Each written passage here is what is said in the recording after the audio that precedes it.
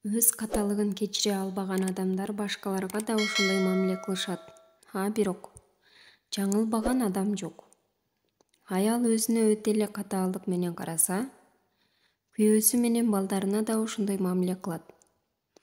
Ал күйөөсү же балдары жаңылышты кетиргенде аябай ачууланып, кыжырданат. Алардын жүрүм-турумуна абдан эмоционалдуу жооп кайтарат. Кудай сактасын. Байкабай бир жерде мүдүрүлүп калчу болсоң деп, алдын ала күйөөсүн сестентүүгө аракет кылат.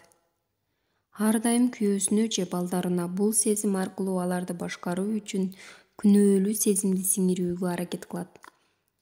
Көбү муну аң сезимсиз жасашат. Бирок баары өзүңдөн башталат эмеспи? Аялдын өзүн, каталарын, жаздым басууларын, кемчиликтерин кечире билбегендигинен. Албетте, мен дагы бардык жагынан кемчиликсиз жана туура болгум келет. Бирок тилекке каршы муну кантип жасоону билбейм. Анан калса, бул нормалдуу көрүнүш. Мен аракет кылам. Өзүмдү өзүм өнүктүрөм. Жаңы нерсе жасайм. Анан албетте бир жерден ката кетирем. Бирок жараткандын өзү биздин көптөгөн каталарыбызды, күнөөлөрүбүздү кечирсе, анда эмне үчүн өзүбүздү өзүбүз кечирбешибиз керек?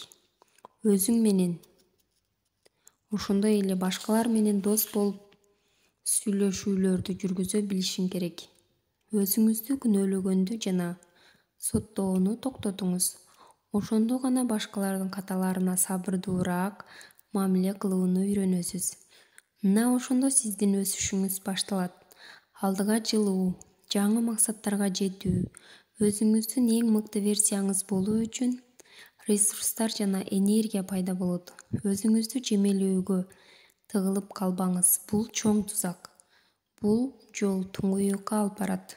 Алладан кечирим сурап жана болуп өткөн баардык нерселер үчүн өзүңүздү кечириңиз.